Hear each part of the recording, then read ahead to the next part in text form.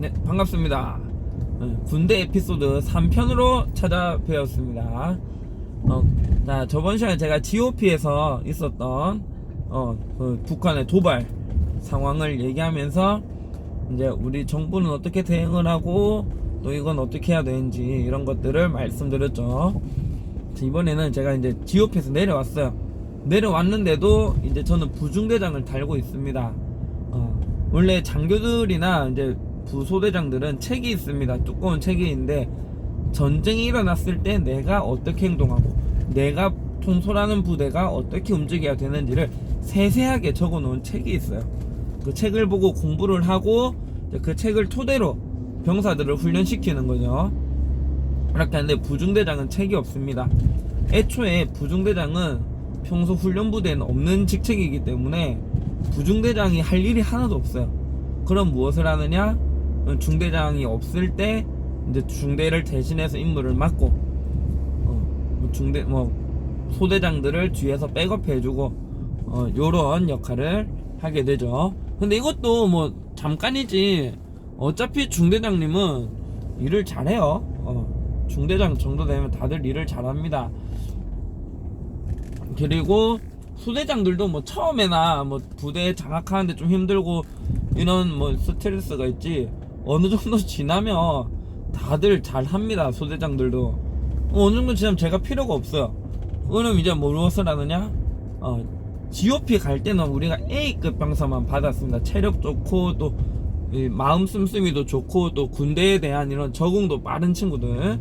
그런데 이제 내려오면 그런 친구들은 이제 GOP 부대로 먼저 넘겨주고 흔히 관심병사라고 하죠.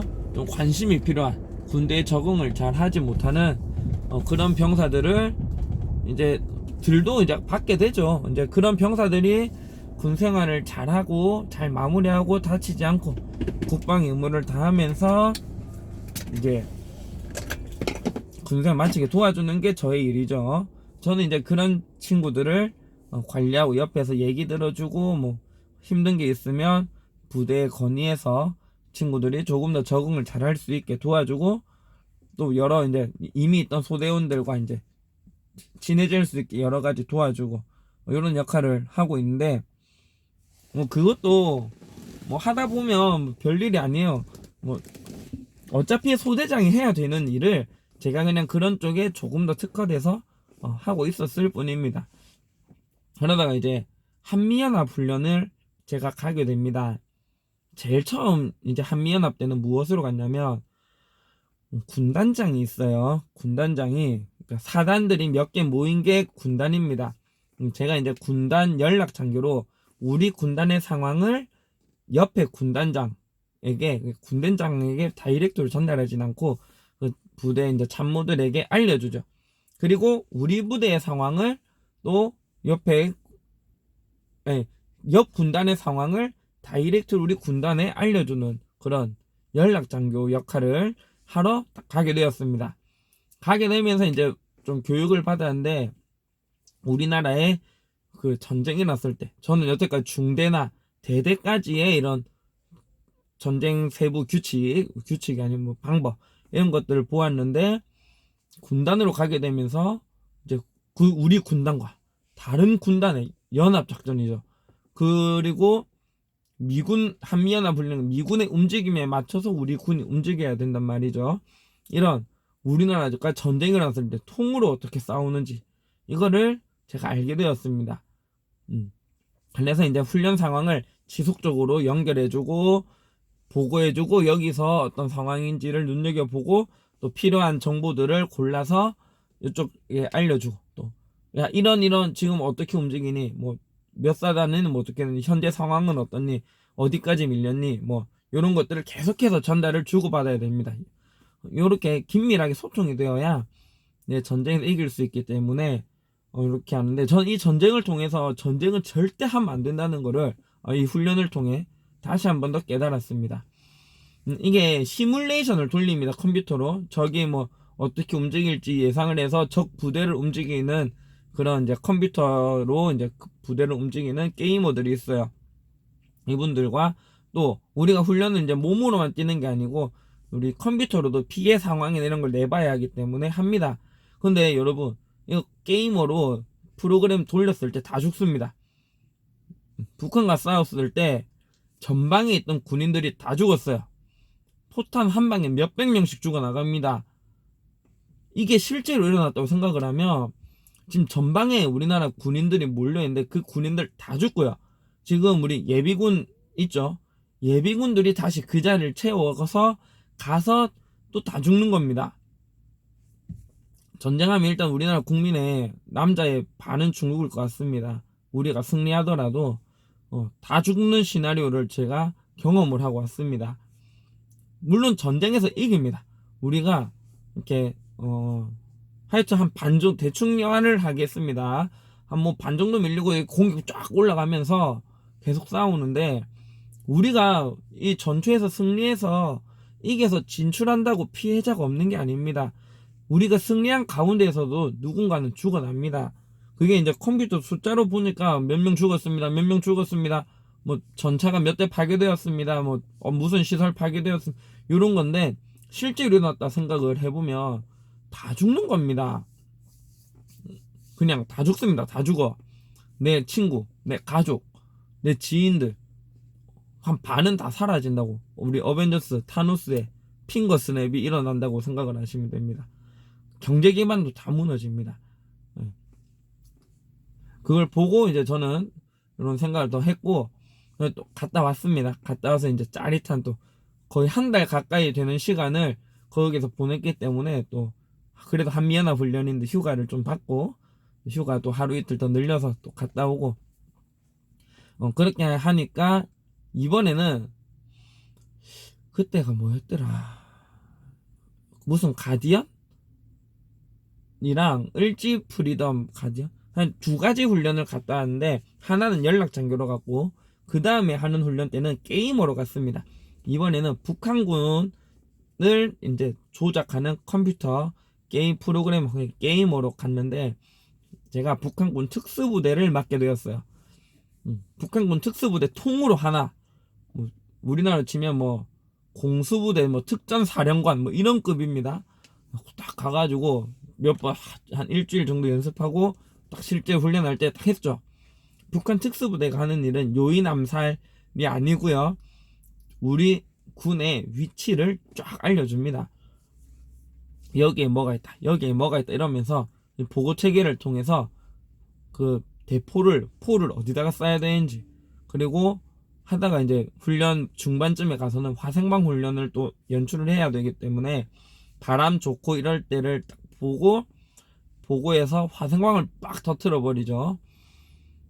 이때 같이 갔던 우리 북한 군인들이 엄청 잘했습니다. 이런 연락 체계나 이런 것들을 엄청 잘해가지고 남한군이 진출을 못했어요. 실제로 이제 전력 차이가 나더라도 이제 게이머들이 이제 이 전화통화, 그러니까 전화통화 아니고 이 보고 체계, 보고를 얼마나 빨리 하는지, 빠르게 보고받은 것을 어떻게 공격을 하는지, 이런 것들을 저희가 북한군이 엄청 잘해서 남한군이 올라오지 못하는 상황이 일어났는데 이게 좀 하나의 팁이 있습니다. 북한군이 잘하죠. 그런데 잘했어요. 그러면 그 다음날 병력이 하여튼 요일이 있어요. 남한군이 엄청 잘해서 북한군을 괴물시켰어요. 근데 그러면 훈련이 끝나버리잖아요. 그래서 북한군은 죽으면 살려줍니다. 그러니까 매일매일 퍼센트가 정해져 있어요. 이렇게 조금씩 내려가요. 그러니까 내가 조작을 열심히 하고 공격보다는 이렇게 살리는 데 중점을 두고 플레이를 하는 게 남한군이라면, 우리 병사를 살리면서 적을 초토하는 게 남한군이라면, 북한군은 이게 좀 훈련의 단점인데 어차피 다 죽어도 살아나요. 이 정해진 퍼센테이지까지. 그래서 우리는 목숨을 바쳐서 싸웁니다. 다 죽어도 상관이 없어요. 우리는 괴멸 수준을 막 밀어붙여요. 남한군은 괴멸 수준 오는 거를 어떻게 열심히 막으면 이제 둘 다 괴멸 수준으로 싸웠기 때문에 공격이 불가능하죠. 근데 북한군은 다음날 살아있단 말이죠. 다시 부활을 해. 자, 그래서 남한군은 근데 부활을 안 해줍니다. 이 조그맣게 남아있는 거를. 얘들 요구 가지고 계속 싸워야 되고, 우리는 죽었죠. 이만큼 다 죽었어. 0명이야. 그래도 뭐 100명 중에 다시 그 다음날 90명으로 딱 올려주고, 요렇게 하기 때문에, 요런 이제 게이머들은 이제 북한군이 좀 유리하게 작용을 하지 않나. 전략이 아무리 퍼부어도 계속 무한으로 살아나기 때문에, 네. 하여튼, 요렇게 한미훈련을 하고, 이 게이머 경험을 바탕으로 전역할 때까지, 뭐, 연대훈련이나, 사단훈련 이런 거 할 때 게이머로서, 이제, 이런 결과들을 산출해내는 그런 역할을 하다가, 결국 부대에는 뭐 잘 안 들어갔어요. 계속 뭐 어디 파견 가고, 제가 뭐 부대에서 할 일이 없으니까, 파견 가서 뭐 연대 훈련이나 이런 데 전체적인 거에 참여했다가, 이제 우리 부대 훈련이 있으면 돌아와서 몸으로 그 훈련 뛰고, 근데 뭐 훈련도 부중대 딱히 할 일이 없어서 그냥 중대장님만 잘 따라다니면 됩니다. 따라다니다가 한 번씩 중대장 사망 요런 상황을 내려줄 때가 있습니다. 그러면 그때 다 바톤 터치 이어받아서 그냥 부대를 통솔하면 돼요. 그냥 하던 대로. 어차피 중대장님이 옆에 계시기 때문에 모르면 물어보고 이러면서 그렇게 부대를 전역을 하게 되었습니다. 예. 자, 여태까지 군대 에피소드를 였습니다. 군대 에피소드의 핵심 내용은 2편에 담겨 있겠네요. 3편과. 전쟁을 하게 되면 정말 참혹합니다. 지금 있는데, 다시 한번 정리해드리면, 군인은 언제든 적과 싸울 준비를 완벽하게 해놓아야 합니다.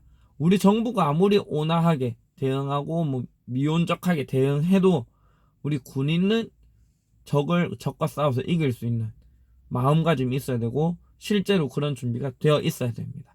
하지만 그렇다고 정부에서 강하게 밀어붙이면 북한의 도발이 더 강해질 수 있기 때문에 정부는 국민의 안전을 최우선으로 생각해서 양보해 줄 수도 있어야 되고 한 발 물러설 줄도 알아야 되고 저는 이렇게 생각을 합니다. 정부는 우리의 입과 대표입니다. 대표가 계속해서 적과 싸우자, 적을 물리쳐라, 너 마음에 안 든다 이렇게 하면 상대방은 더욱더 도발을 할 뿐입니다.